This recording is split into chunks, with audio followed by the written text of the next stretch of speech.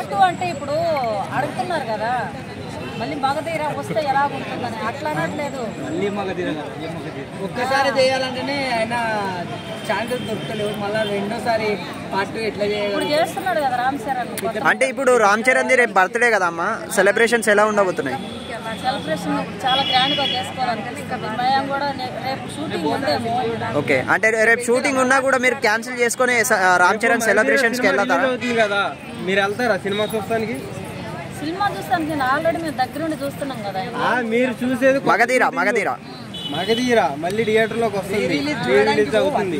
So మీరు థియేటర్కి వెళ్ళి చూస్తారా? మళ్ళీ కంపల్సరిగా డెఫినెట్ గా చూస్తాం. అంటే రేపు మీకు షూట్ ఉందని అని చెప్పేసి చెప్తున్నారు కదా. ఆ షూటింగ్ ఉన్నా నేనైతే క్యాన్సిల్ చేసుకుని తీసుకొని వెళ్తాం.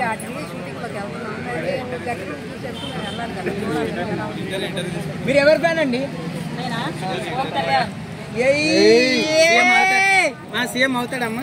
సీఎం అవ్వాలని అనుకుంటున్నా. పాలిటిక్స్ ఎవరు అడిగేది? పాలిటిక్స్ అడగమాకండి.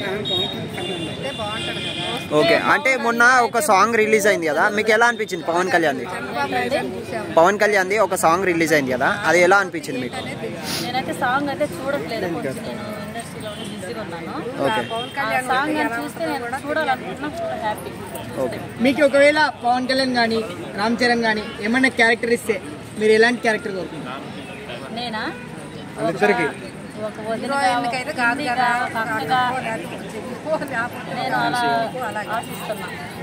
అవునా?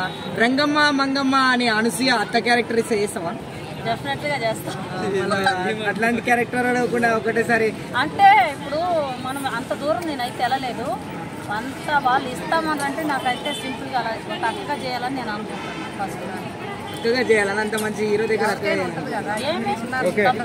అంటే రేపు రామ్ చరణ్ బర్త్డే కదా, ఇప్పుడు RC15 గేమ్ చేంజర్ నడుస్తుంది కదా, దాని నుంచి ఏమైనా అప్డేట్ రాబోతుందా?